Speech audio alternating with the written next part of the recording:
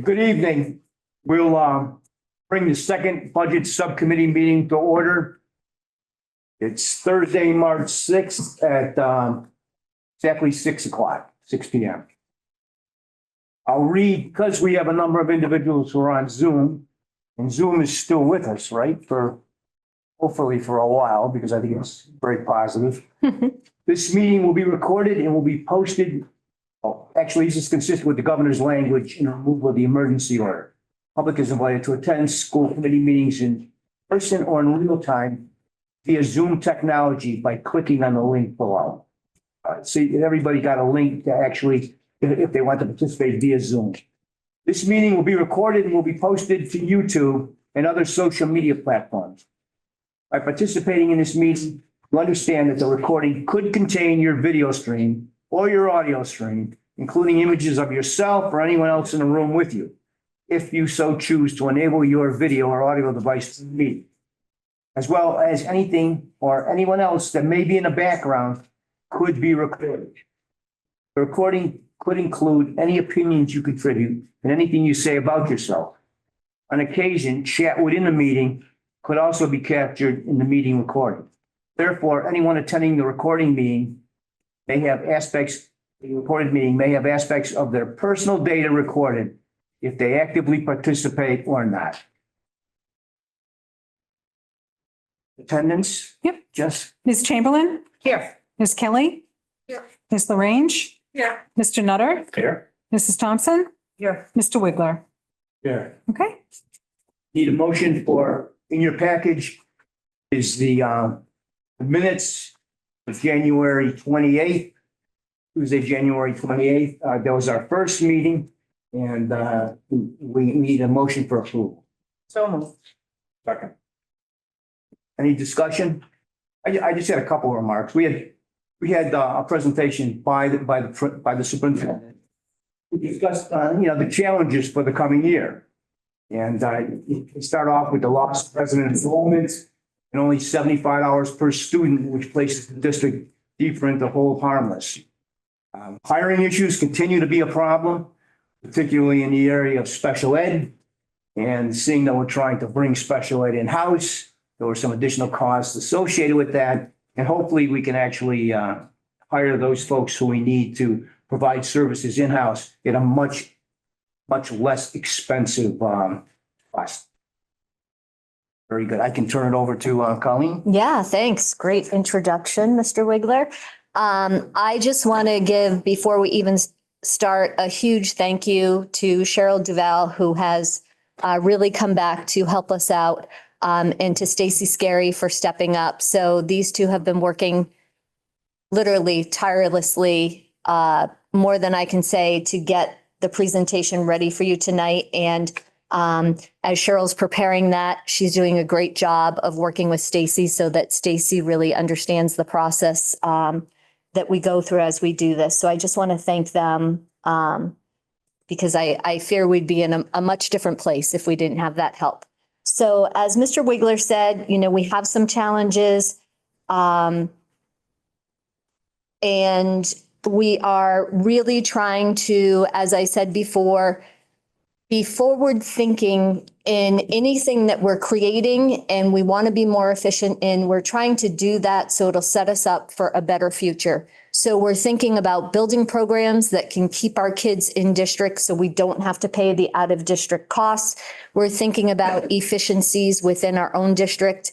While not ideal, but, we're opportunities for sharing staff and things like that. So I think you'll hear a little bit about that tonight. Cheryl is going to kick off our presentation. And if you have any questions at any time, I'm sure she's happy to address those. I just have one point. Sure. As part of cleanup, we didn't formalize the vote on the minutes for the prior meeting. Oh, I'm sorry. No, that's I jumped right in. That's my fault. So all in favor of the approval of the minutes?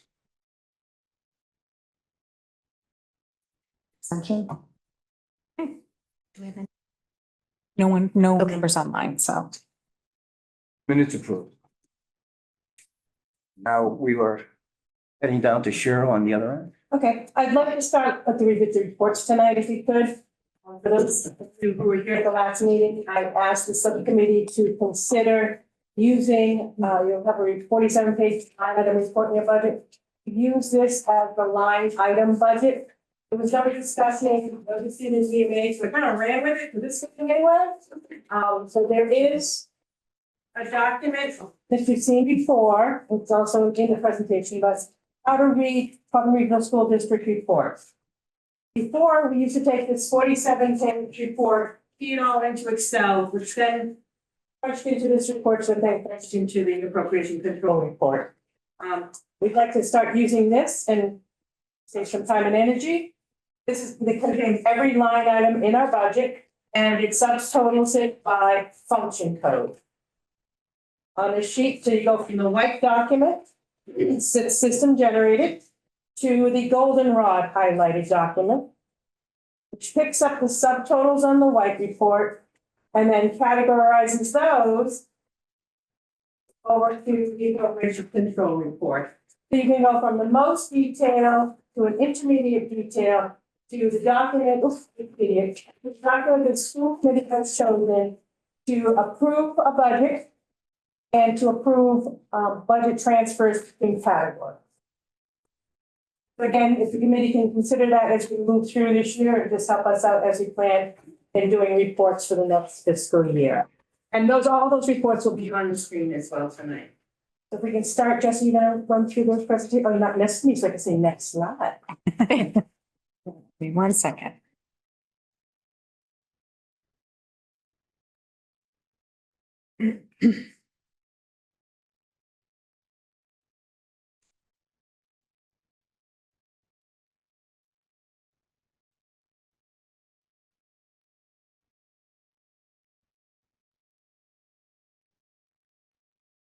Okay.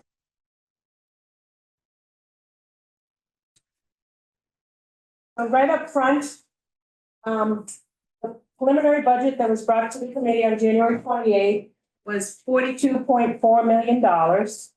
In this proposed number 2, we have, I won't say cut, but we have made changes of $1.4 million to bring us slightly over 41 million, which is a 3.56% over the current year. I'm going to go through the details. As we usually do at this point, any changes that are made with the budget, we bring those to the budget subcommittee. It's a little bit different this year in that I've structured it a little differently. I think it is clearer of what is going on than just having a list. So from the preliminary budget that was brought forward in January, we had some increases. Retired teachers' health insurance assessment was received, and it was $134,000 higher. It actually went from 1.4 million to 1.7 million in 1 year. And it's not me, because I only retired at 67%, so don't blame me. The business and school committee insurance policies came in slightly higher, 13,000 higher. And a decision has been made after piloting open science software. We are taking Discovery Education away and adding Open Science, and it's a little more of a cost as we're going to full implementation next school year. We also made some decreases as we went through the budget. I'm fearful for every director as I work with Ms. Skerry because she found them. Found the duplicates, she found the, so we made some adjustments in line items for instructional supplies, materials, and activities. Retirement benefits, there was a person that was scheduled in the budget to retire at the end of this year. She decided she is not, so we removed those benefits. Building improvement projects were $170,000, $80,000. We're actually cutting some building projects, $155,000 worth, but we're also transferring some later on. I'll talk about that. These are cuts and decreases to the budget. The oil contract came in $88,000 less, so that was very helpful, or 83, and it was plus a little more there, 88,000 in that area. Athletic equipment, 2 pieces of equipment have been cut from the athletic director's budget. There is some health services and equipment that was being cut, and some guidance supplies and contract services. So the cuts are $280,000. We have some changes in positions. There are some changes due to current staffing positions and amounts. Sometimes there are people that have just resigned for next week. So that salary in the budget has been reduced and those types of things. So we're cutting that by 15,000. And we will have a reduction in force and position cuts in this budget proposal. We're not prepared at this time to point those out, and I'll tell you a little more about that later on. We are also making some transfers to other funding sources. There is some health classroom items that are in the budget, and those are going to be moved to the comprehensive health, school health grant for $1,000. A portion of the retired teachers' health insurance is going to be charged to rural school aid. This is the most money we have used in rural school aid to supplement the budget and charge operating costs to it. But if you remember what rural school aid was meant to do, it was meant to help with the operating budget because we are in hold harmless aid and we're getting only $75 per student. That's what rural aid came into play for, to help districts that have a disparity in their enrollments and cause them to not get any more in Chapter 78. This was a way to get these districts some more money. Now we're leaning more and more on it for operating costs. When it first came out, we were doing projects with it or buying vehicles or buying equipment, but now we need it for operations. Sure, sorry, Cheryl, is it scary to do it that way? Like if we don't have that kind of money next year? Well, It has to come out of the budget. We looked at 3 years and actually the allotment is less than we think it's going to end up being this year. We hope that it will be. But we were at a point where we have to start using it. Okay, We had $1,070,000 last year, $1,049,000 this year, so we're using 900,000. gotcha. And there is one building improvement project we want to move forward with. It is replacing all of the cafeteria tables at Ruggles Lane. And we're going to transfer that to rural school aid, but we can't cut that out of the rest of the other projects. The table's actually dangerous at this point, so we need to replace them. So that's how we get from our $42.4 million to our $41 million budget proposal number 2. Here's the appropriation control report, just all the numbers. I think I'm going to go into each one of these line items, so you don't need to pay much attention to this at this time. As I said, I'll go through each one of those categories, and I'm not going to point out, as I was going over this with Mrs. Terry, I'm not going to point out every increase and decrease in these categories, but the major amounts that make the difference from one budget year to the next. In district administration, there's actually a little decrease from the current year. If you remember, I was here for July and August. The new business manager started in July, so there's an overlap of salary in that account that has been cut. And also our HR manager is retiring and there's a lower salary in there for the replacement person. But we have applied estimated COLAs for all of the salaries in this category. These people are not in collective bargaining units, so they're estimated COLAs. And the increase to the school committee insurance policies are in this category. In admin, technology, and support, there is a reduction that was because we renewed our wireless and our firewall licensing in the current year. It's only every 3 years, so we don't have to worry about that for this next year. And there's an addition of a refresh cycle of building level administration and support for hardware. So that's the principal and the office manager or secretary. There's a refresh cycle for them to make up that 7% increase. In instructional support, it is our largest section of the budget for regular education. It's up 933,000 or 6.5%. Those are contracted salary increases and lane changes are in there. There is lower salary amounts for people who are retiring and positions that we need to fill, lower salaries. We made a reduction to the budget amounts in substitute accounts.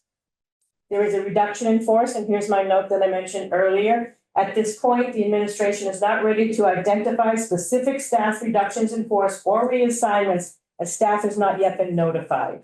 We don't want to flap it on the screen and everybody go run and scream and my job is cut, my job is cut.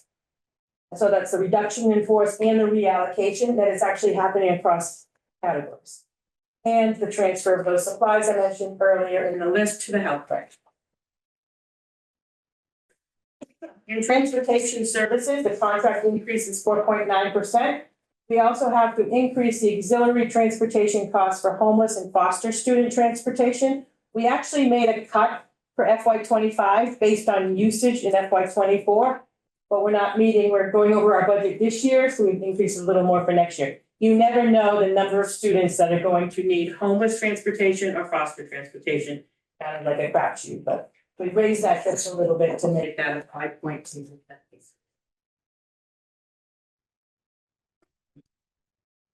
In school nutrition services, it's actually level funded at $500, and that's only because if students have bad debt accounts that we can collect on, the general budget has to cover those accounts at the end of the year.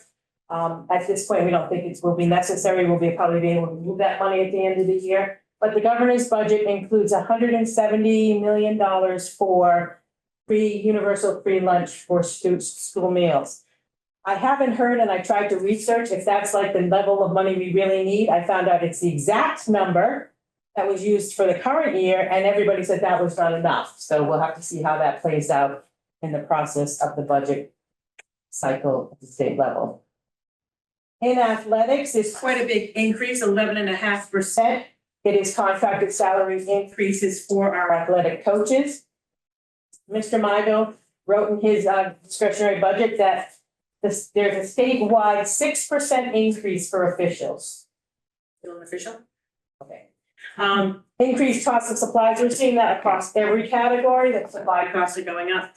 There is football helmet replacement. I believe it's the 10 helmets that need to be replaced. Replacement uniforms, and there's also an increased cost for the MIAA registration fees and association dues. In student activities, these two categories are actually together on the appropriation control report, but I broke them up just for you to see the individual activities. In student activities, that includes all of our staff advisors for different clubs and activities that's at the middle high school. And we are moving an advisor stipend for the Innovation Pathways and DECA clubs that were grant funded this year. So the grant is only 1 year. We've got to put them in budget. We'll now have an advisor for our brand new DECA club. In school security, this is really for our 2 security personnel and our lunch and recess monitors. And there's actually a reduction to a 1 monitor, so that's why the decrease is there. This is not to keep the building safe, it's to keep the kids safe in the building. In buildings and grounds, it's a slight increase there, but that's really meant because of the oil price reduction. Our oil price is being reduced almost 43 cents, so that was very helpful. There's contracted salary increases in there for custodians, maintenance staff, and grounds maintenance staff. There's an increase in the general supply costs for general custodial buildings and grounds, the heating oil, and we are transferring one of the building improvement projects, as I mentioned, to rural school aid and cutting all of the other projects, which were mostly furniture requests and some carpet replacement that Mr. Clark says is not anywhere near a dangerous level. It was just keeping our projects going, but he feels that we can not do those this coming year. In technology and infrastructure, there is an estimated COLA increase. The staff members are not in a collective bargaining unit. At this point, there is a reduction in an estimated salary for someone who is resigning, and we were going to reduce the level of the position. That is up in the air for discussion today, so we're not sure if that'll stay there. And we also needed a replacement of the wireless access points at Ruggles Lane. In the benefits area, our Worcester Regional Assessment is up 7.81%. That's pretty high. There are benefits in there for a 10 estimated retiring employee that they really do retire at the end of June of 2026.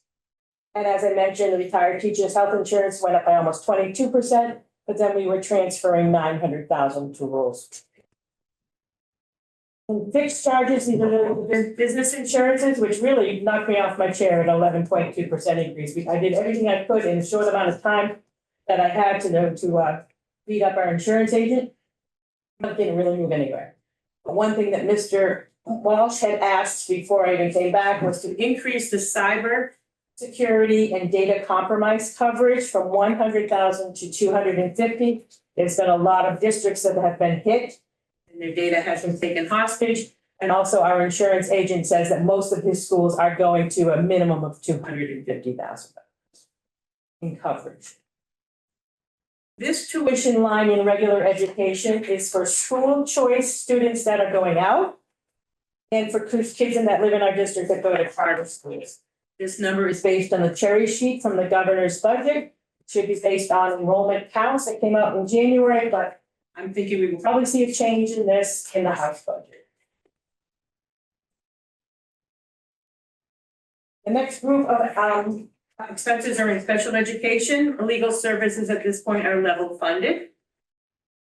Administrative technology and support is slightly up by $1,600. On that, I had it explained to me yesterday that it's adding a number of homeschool students into our databases because they need to be in there if they use services within the district. In the instructional support category, the largest category in special education as well, contracted salary increases for our staff, increased membership dues to collaboratives. There's an iPad refresh cycle in there for students. This includes a salary that has been open for most of FY25, as Mr. Wigler alluded to in the opening statements. It's been very hard to find employees. We have one speech position that has been open since early in the school year, and we've been using an SLPA, I believe, to cover those services. It also includes 2 salaries for paraprofessionals that have previously been funded through grants. At this point, we are seeing some reductions to our federal grants, and we're planning ahead for those. There is also a reduction in force in the special education staff and a reassignment of staff.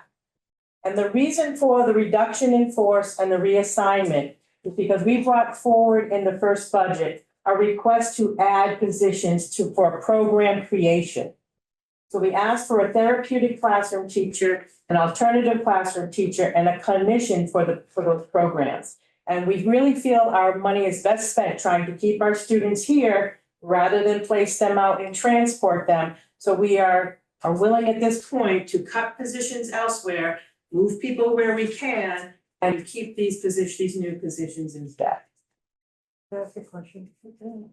Back on the increased number, the admin technology support, you talked about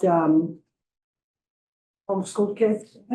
No, but we talked about this the other day, we can't claim them, right, in our enrollment. They're claimed if they're students, wow, students who receive services from us, they're coded that way. So this is for our Aspen system though. So our student informational system. So we had to add some homeschool students into the student informational system. But for your real question, yes, they are in our enrollment counts. If you weren't here the first meeting, but I went over all of the enrollment reports, and there's one category, services only. So they are counted, not at a full FTE, please don't ask me what they are, but they are in our enrollment counts, so we do get money for them. Okay, that's all. And actually, we looked at seven students. Yes. So we're all set with this one. Transportation services and special ed, our contracted increase with Vanpool, which is now called. Is it really? Okay, I'm gonna check those. Okay, 7.4% increase. We also have John McCarthy bus, providing us with vans as well. But those aren't at a 7.4% increase. But there's a reduction for the number of students that are actually being transported for this year. So that's why we base next year's budget on where kids are today. So that's the numbers that we were given from special ed. This is special ed tuition. So these are out of district placements. And we have quite a reduction there. Let's cross our fingers. I know that Ms. Langlois is working hard to bring students back. We've talked about a couple of students coming back. And so again, it's based on our current placements and possible return of students. And we're hoping we can hold that. In the area of debt, both of our 2 debts, and I apologize, it did not look up when they end. But there's only a few years left on the middle high school green repair project, but it's a declining debt schedule. And also the chiller project that 3 of our towns decided to borrow for is a declining debt schedule. That's why that's going down. So I just remind you where we were when we started at the end here. We went from 42.4 to 41%, 41 million, and 3.56% is where we currently are. I'll switch now from expenses to revenues. I have notes here that I'm not gonna read for you, but it's there for you later. I took the next few screens off of the Mass Budget and Policy Center's website. These are notes that they have out there about the governor's budget. I just want to point out things that are highlighted here. 170 million for universal free school meals. And this is the 5th year of this implementation of the Student Opportunity Act. The next screen, just want to say that there is $420 million in new Chapter 70 formula. That's not coming here. Additionally, we were on a meeting the other night. I think 3 or 4 of us in this room were on a meeting the other night. And there is hopes to getting a supplemental budget for 2025 in areas that we can carry forward the money into 26, like circuit breaker, which we can carry forward, and school transportation reimbursements. Just in case I'm not here at the time. A number of years ago, we had an opportunity to create a transportation stabilization account. A few people were here when we did that. We did it for 1 year. So what that was for was at the end of the year, Lord knows how this happened, but at the end of the year, you get a big check in the bank for student transportation. You can't really use it for anything because it's the end of the year. So they allowed us to create a stabilization account. School committee voted to do so, and we transferred that money to the stabilization account that you could use as a funding source for your next year's budget. However, when you do that, it lowers your budget for the next year. And if you get no money in supplemental transportation aid to put into that fund again, looks like your budget went way up. So we did it 1 year, we said, yeah, we're not doing that anymore. But this is a perfect example. I'm glad we're positioned to be able to accept that and put that into the stabilization account by vote of the school committee. Okay. Just in case I'm not. Keep saying that. Yeah, leave that part. We'll pull it closer. As I said, this is the 5th year of the Student Opportunity Act. Just want to remind you that they didn't implement year 1 when they said they were going to implement year 1. And then when they implemented year 2, they did not take into consideration the cost of inflation for year 2. So we're already behind the mark here. So of that $420 million I pointed out, look where it's going. No surprise here. 10 districts are receiving 58% of that additional $420 million. There they are. Springfield at almost $40 million in new money. Springfield, Worcester, Lawrence, Lynn, Fall River, Brockton, Lowell, New Bedford, Taunton, and Everett. Same ones that have been getting it for the last 4 years. I'd like to see the return on investment somewhat. I told the superintendent I want to see their checkbooks. I bet they have a whole lot more money than we do. 20 districts. There's 232 operating districts in our state. 319 in our state. 20 districts are getting 73% of that new money. So 232 of us are getting only the $75 per student. 267 out of the total 374 districts, including non-operating districts, let me know if you want to know what that means, are in hold harmless debt. 71% of the state is in hold harmless debt. Quabbin, as Mr. Wiggler said, fell further in hold harmless debt by 621,000 by losing only 44 students. We have the 38th largest hold harmless debt in the state at $2.8 million right now. And Boston has the most at 27.3 million. Here's where we started, Jess. Sorry. Here's where we started. I think you've heard me say this a million times. We've probably been in hold harmless debt since FY05. That's when we had the largest amount of students in our district. But when we got to FY20 and the term hold harmless debt came to play, Maureen and I went, what's that? We never knew we had to pay it back. So in FY20, we had almost $5.3 million in hold harmless debt. We were number 13 out of 279 districts that were in that place. In 21, we dropped by $20,000. We were number 15 ranked out of 293. In FY twenty-two, we had $5.1 million, we're 18th in line out of 344 districts that were in hometown instead. Then the implementation of the Student Opportunity Act came into play, which gave additional money for every student who was an English language learner in 3 different levels, pre-elementary, middle school, high school, different amount of money depending on what grade levels they were in. Whether you were a student, a special education student in district or out of district, in the benefit line, we got more money.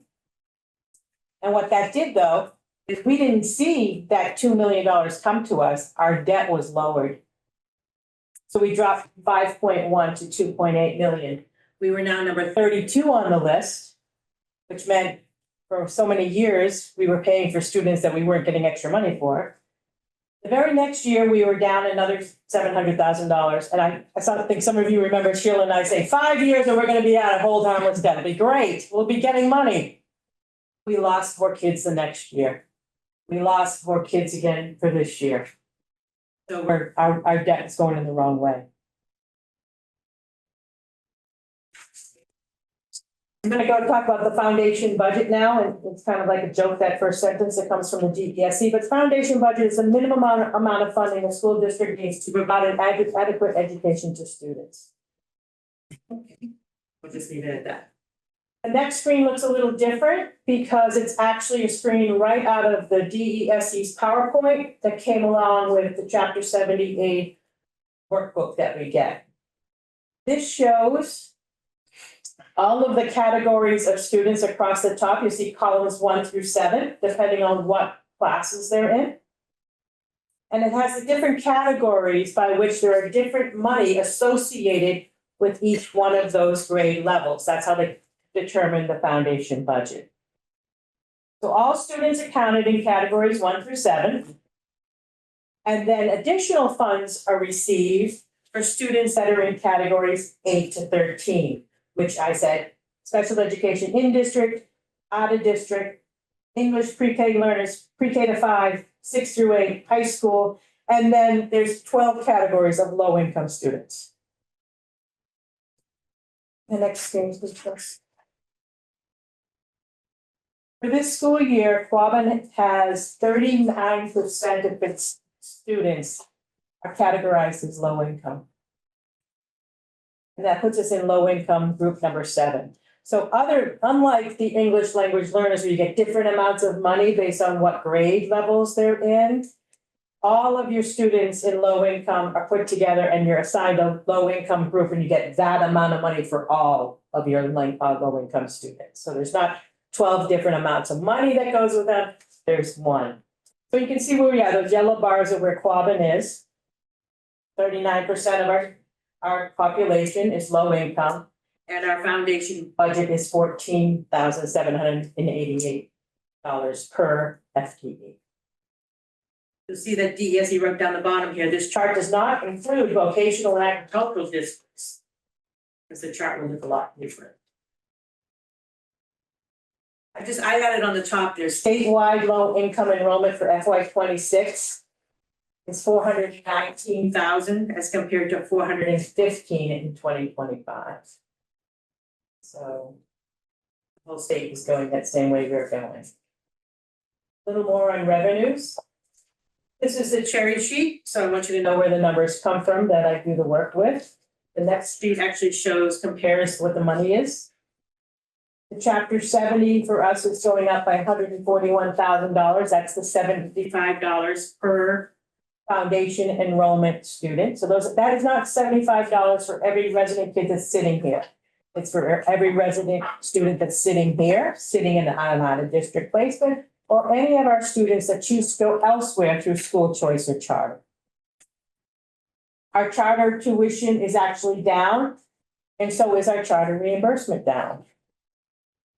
And our regional school transportation, we actually did the math by looking at our end of year report schedule 7 for our costs, our eligible costs for reimbursement as compared with how much we're expected to get in reimbursement for next school year, it's 82%.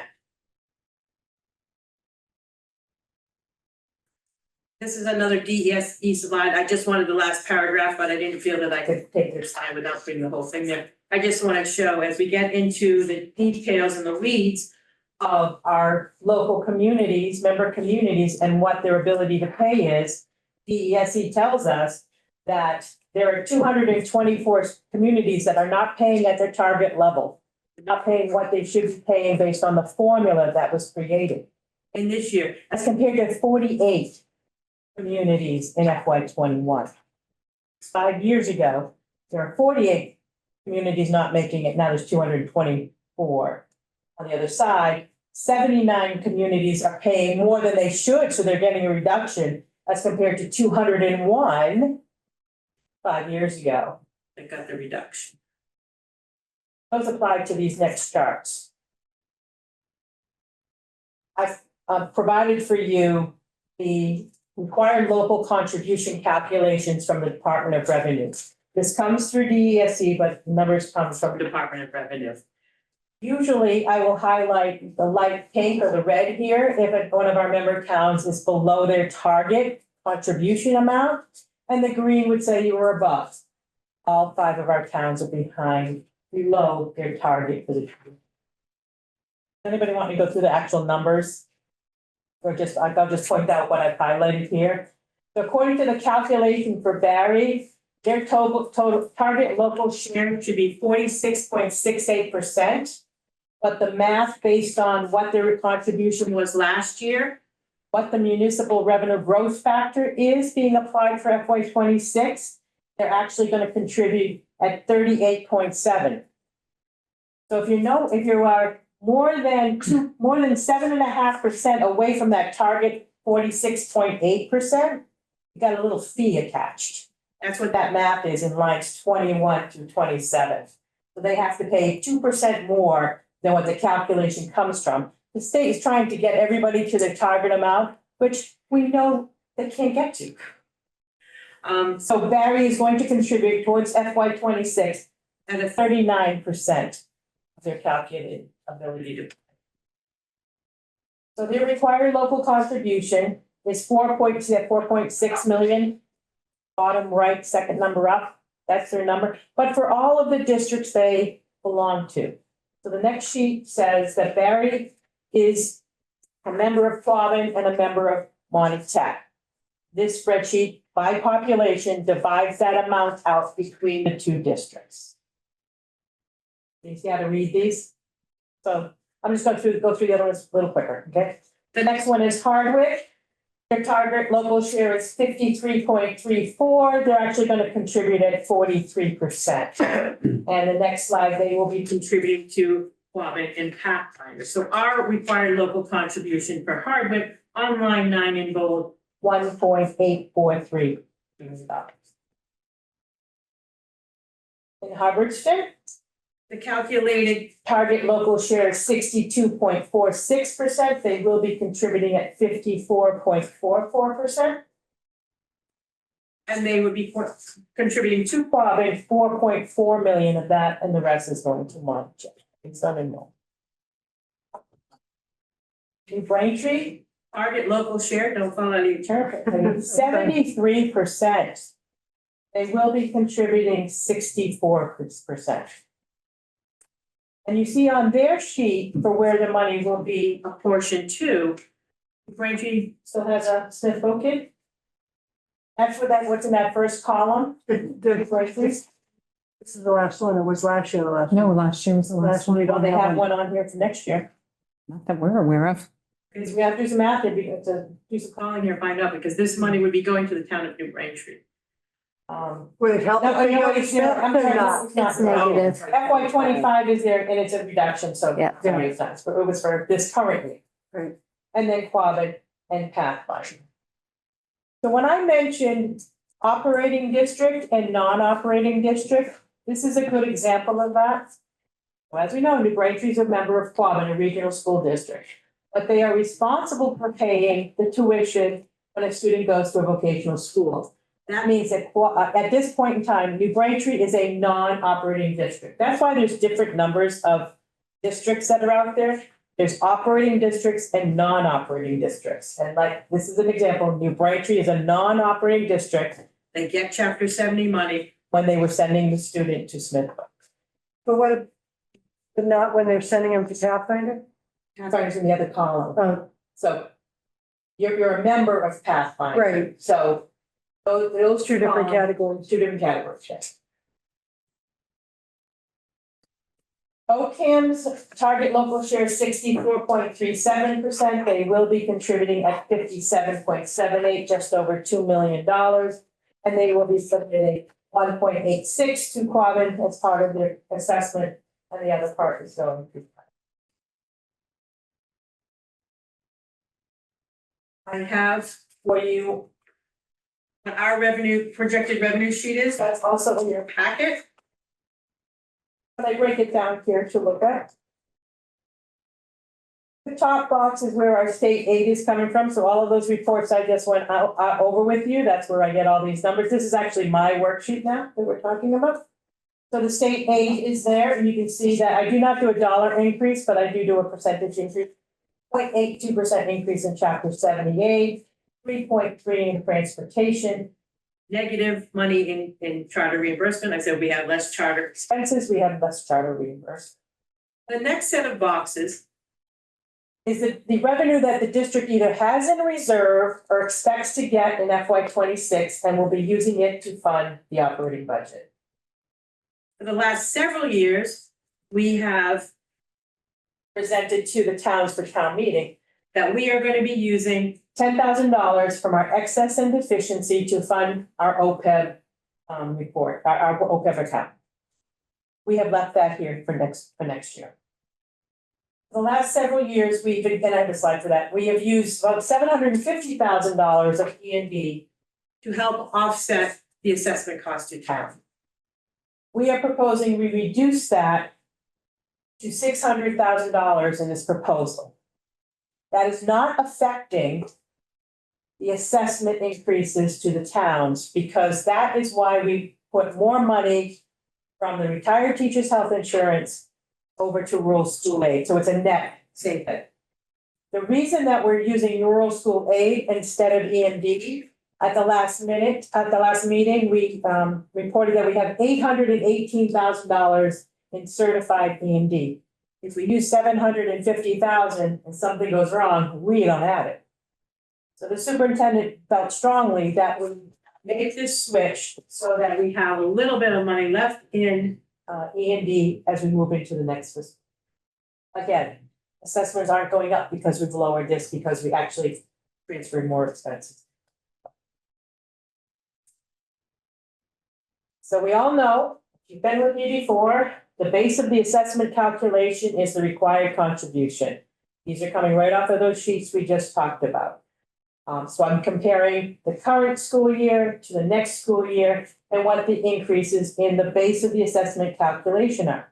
I've highlighted New Braintree and I've said, take note of the largest increase. New Braintree's increase in required local contribution is 5.85%. Take a look at your town's increase before we go to the next slide. The other major variable in the assessment calculation, how many of your residents are going to October 1 numbers? Look, take note of the only increase. The Braintree has an increase of students. Everyone else has a decrease of students. So here's the pop quiz. Which community is going to see the largest increase in assessment? If you have the largest increase in the required local contribution, and you're the only one with an increase in enrollment, you're paying a bigger piece of the pie by the formula. Next screen. The Braintree is paying 8.63% on this budget. The average of our member towns is 6.5, so the budget's going up by 3.56. The assessments are going up by 6.5 because we're not getting a whole lot of money from the state. So I go to the next screen, just what you see to see. I just have a comparison for each of the communities, what their FY 25 current year operating assessment is. based on this budget proposal. Excuse me, Cheryl. Yes, Right when you started talking about the assessments, the screen stopped sharing. Oh. Can you not see can you not see a sheet on the screen at all? No. I can. Yeah, it's I still can. showing that we're sharing. I'll stop the Weird. share and restart it. Hang on. Weird. Sorry for interrupting then. Do you see it now? No, but They- maybe I hit something. I'll play with it on my apologies. My do you want to apologies. stop this? Do you want me to turn it off and start sharing again? No, just continue. I'm sorry for Okay. interrupting. Nate, these will all be on the website for you to look at, tomorrow. Actually, She's doing it right Working it now, now. so it'll be available on the website as well. So based on proposal budget number 2, the operating assessments are in the third column, and you can see what the dollar change and the percent increase changes. In total, 6.5%, but based on your increase in required local contribution and what happened with your enrollment, varies at 8.06, Hardwick 3.75, Hubbardston 6.56, New Braintree 8.63, and Ocam 4.31. You'll notice that if I go back 3 screens, Hardwick's increase in required local contribution is 3.77. Ocam's increase is 3.17. Ocam's is a lower increase in the base. But enrollment wise, Hardwick lost 7.5% in enrollment, while Ocam lost less than 5%. Therefore, Hardwick has the lower assessment in total. The next part, the last part of projected revenue is the long-term debt. And my notes told me that we agreed when we borrowed for the chiller that the formula would stay the formula. It would not change with resident enrollment, so that has been applied.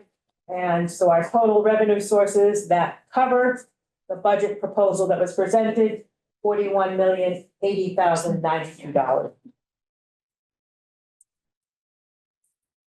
As we were putting this together, superintendent said, where does it compare where we're bringing this presentation as we've done in the last couple of years? I provided that for you. And as I made mention earlier, it's important to note that a reduction in the budget total is not necessarily a budget cut. And I showed that earlier, showing it here again, as operating expenses may be transferred to other available sources. So for FY24, we started our budget process at just over 40 million. The budget increase was 10.44, and the average assessment to towns was 17.37. We went through 4 different budget versions, and the one that was number 4 was approved at town meeting. The final budget total was almost 5 million. We used $750,000 of E&D. The budget increase was 5.96, and the average assessment was 5.69. And how we got there? We transferred $585,000 to ESSER 3, which was still at the time, and rural school aid. Another round to ESSER 3 grants, school property use and stabilization, and another round to more money over to rural school aid. So we didn't necessarily make cuts, but we also made transfers. And I think it's important to point that out, to put it out there that where everything went to. For the current school year, back in early January last year, we put together a $41.5 million budget that never even came to committee. We made changes before we even brought it to the committee. So the preliminary budget came to the budget subcommittee on February 1st, $40.8 million. We were using the same $750,000. The budget increased 6.17 and average assessment increased 12.52. At that point, we did reduce the first budget by at least $539,000 by posting off to grants, rural school aid, and stabilization. That stabilization account for new people is for IT only. When the school committee votes to establish a stabilization account, It can be general or it can be specific. This was done way back, I think, in 2008, this IT stabilization account. So that's what that is for. We then made a budget proposal number 3 at the end of February, reduced the budget a little bit by cutting. And then our 4th round, again, was approved at annual town meeting. Our budget was at 39.7 million, still using 750,000. At that point, the budget increase was 3.08, average assessment 5.7, and we took $360,000 to get there of retired teachers' health insurance and put that to rural school aid. The reason we chose that expense is because it's one of the biggest single line item expenses, and it's very transparent and easy to track. If you were to post, we had a conversation, let's take all the new programs and put them to rural school aid. And then if the rural school aid didn't go through, you're making all these transfers back and your auditor's, okay, what are you doing? We have one account over and we don't have enough to meet it, we make one entry back to the budget. It's very transparent, very easy to cover. So at that point, 3.08 and 5.7 in assessments. At this point, which is only our budget proposal number 2, we've dropped our budget from 7.09 to 3.56 and the assessments from 12.75 to 6.5 by using grants and rural school aid and a list of cuts I said in probably like the 3rd screen of this presentation. So that's where we are. Our next steps. We're still reviewing our goals and our programs to see if there's further changes. We're looking at our staffing and monitoring our projected enrollments. I think, Colleen, you can probably speak to all of these in a little bit.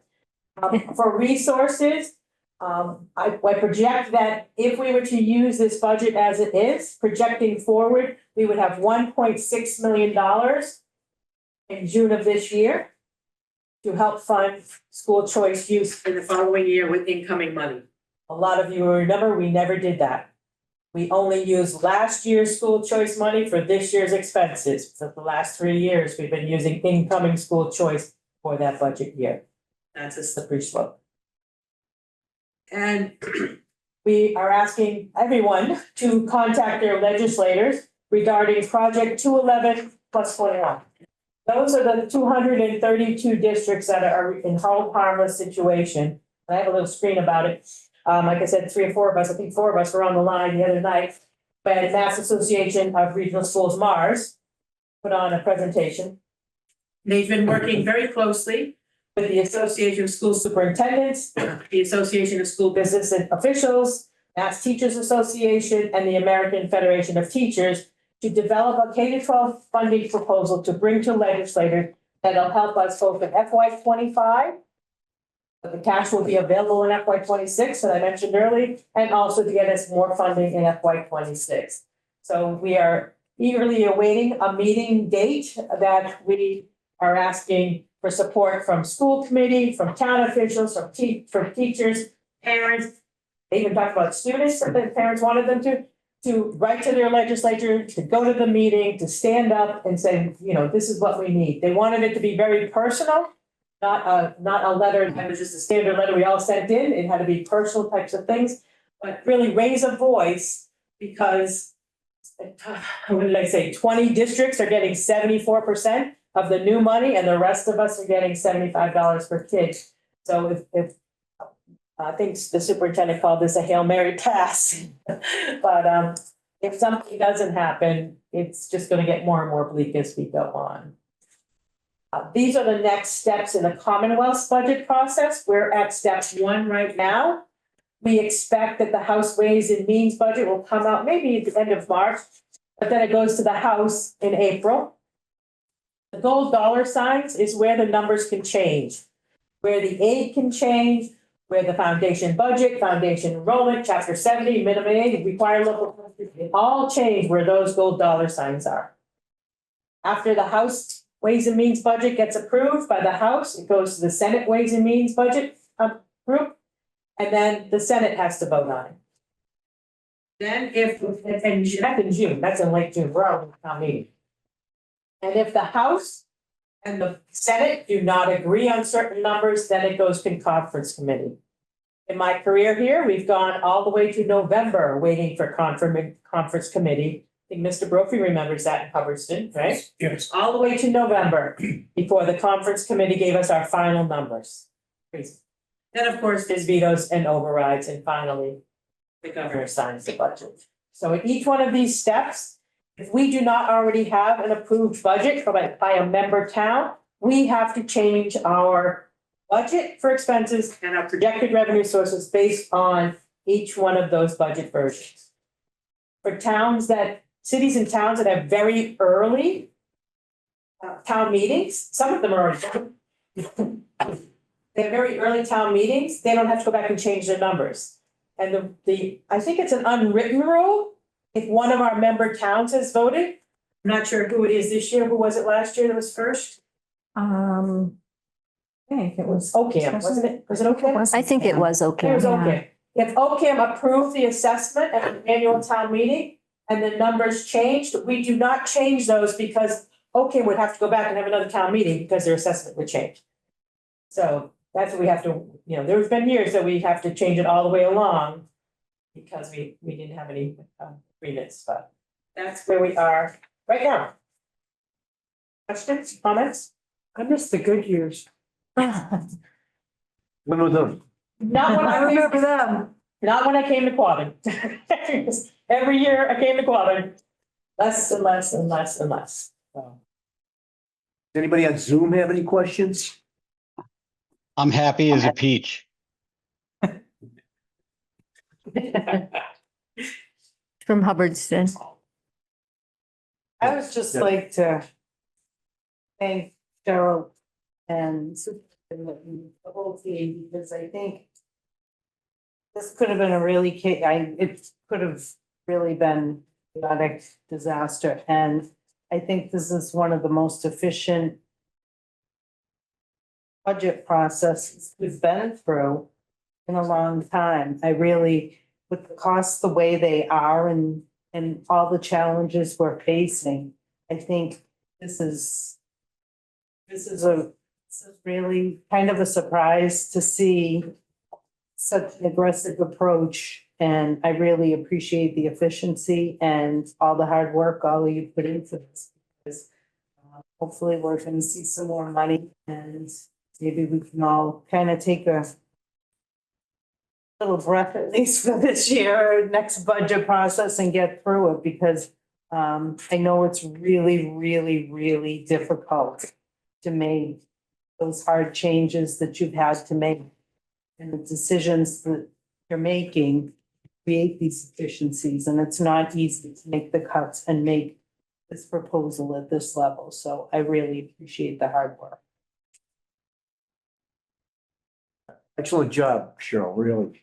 Thanks, Steve. Putting this together and actually coming up with, the cuts and also something that is, significantly more reasonable, I think, for the towns to take a look at. And not exactly where they want to be, but also, I mean, they know that we are taking a hard look at this. I'm going to be, I guess my concern is I've been watching too much TV lately. Is there any money out there that somebody's taking a chainsaw to that we could wind up, Massachusetts could wind up short-sighted and not have enough resources to fund all this? Cheryl and I talk, and Stacy talk about this on a daily basis, and they're tired of me saying, here's what I'm thinking about today. Here's what kept me up at night last night. But, we all woke up to the news this morning about cutting the Federal Bureau of Education, right? There are laws and things in place to protect different things. But at the rate that we're using some of our resources, we absolutely have to think about long-term projection and what can we sustain. We're not always going to have $1 million in E&D or even $800,000 in E&D. We're using school choice at a higher rate than we ever have before. So those are things that we are thinking long and hard about that we don't want to just get through the next year and the next year. I have to feel, and I know everyone at this table feels the same way, we have got to set us up so that we can be long-term sustainable for our students and our families. And so that is a worry that, there's a lot of unknowns right now. But what I will say, and I cannot shout this loud enough, is if the formula in Massachusetts does not get fixed, we don't stand a chance. We're always going to have to be pulling from other places. So I mean this truly. I've already talked to our union president. We are going to do a hard campaign with our legislatures. This is the time. If we stand a chance, it's when we have so many schools and hold harmless with us. We've got to try and do something so we can fix this formula. Otherwise, we're going to be having these conversations, and it doesn't mean we won't still have them, but we would be better poised than what we're leaning into right now. And I don't know if Cheryl or Stacy want to add on to that, but it's hard. It's hard to say, my goodness, what if we only end up with this amount of money in reserves and we have, anything, right? One of those expenses that's $300,000 or anything can happen. It's also, we took some of our building improvement projects off the table, right? Okay, it's not an emergency, but we did them in a timely fashion. We've always had cycles of refresh and replacement so that our buildings and everything stays, so that we're not forced with those emergency repairs and emergency situations. And every time we do things like this, technology cycles, things like that, we just will put ourselves at risk. So I'm not saying the sky is falling. I just want to say that we will be doing further work, thinking with that lens. That's all I have, I guess. Sorry if that was a bit of a soapbox, but. One of the reasons I think we went this far this time is, there was another budget subcommittee meeting on the books for February. But I came into here, we were behind the gun trying to get here for January 28th. I wasn't really sure what was in the budget. We needed the time to group and find out what was in there, what do we need. We had meetings, special ed and Jill, we had meetings with Shelley regarding the technology and the curriculum, and Stacy and Jess and Colleen and I, we always have these meetings trying to figure out, do we have what we need? Because we don't know what's really in there. And so we're a little bit later in the cycle and we need to go to public hearing next Thursday. So if the committee brings this forward to this full committee, this is the budget that would go to the public hearing next week. That's how quick this is going. Yeah. I think administration are all visits to come up with a budget every year, and I mean this year is really did a great job with the way you arranged the money and you found resources that I've used before, and but as far as the project 211 goes, I got to echo what Colleen was saying. That's really important that we contact our. One of the things that's going on is there's so many more districts that hold harmless now. It used to be Central Mass, Western Mass, and Cape. Now it's towns inside 495. You got towns like Wellesley, that are. I think that gives us a bigger voice in the legislature because there'll be more state reps and senators that are going to be interested in helping out. So I think that's going to be a big plus for us. But it's still really important for each of us to contact our rep, Earth Hume and Senator Durant. Try to get them on board. So we'll be sending those letters. We're going to send them to all school committee members. We're sending them to all of our teachers. We'll send them out even to our parents and ask for folks to tell their story. So that's one thing that they sort of came across. Please don't send a form letter, but really tell us your story. So, if we have class sizes that are large, what does that look like? What does that mean? special education caseloads. What does that look like? What have we gone without? I mean, we are at a point, Stacy reminded me the other day that, you know, we are probably going to have to return our money for the donations we got for the press box. It doesn't feel kind of achievable at this time.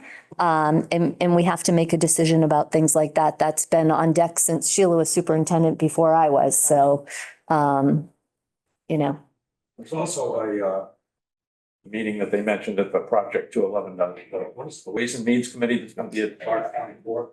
at UMass Amherst. So I did talk to Sheila We don't about have the out. details yet. We don't. And what she said is she thinks that is a by invitation only meeting. Oh. Yeah, so she's going to get us some more information on that one. We would probably go to the Day on the Hill. But she thought that one, they're hoping, Mars is hoping to be invited. So far, they haven't been.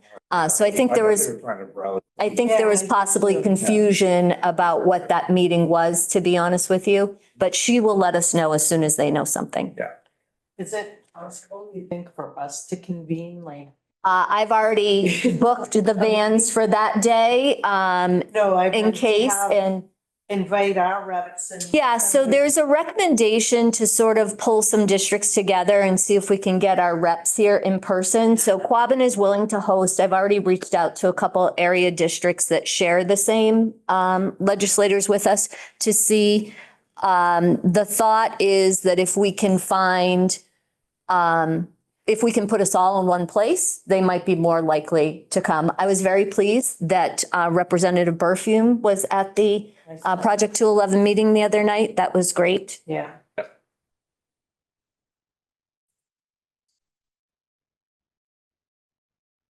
Any other questions, concerns?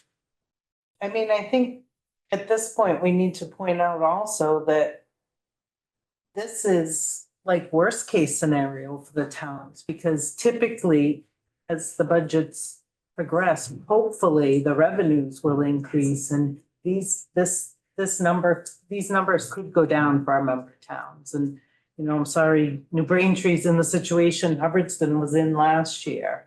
And, you know, it's hard for the towns, and that's the cycles and the nature of our formula, the broken formula. And that's why more than ever, there was like over 260 people on that call the other night. And, you know, it's power in numbers, and that's what they're trying to do. And we can't just sit back. We talk about it at every meeting.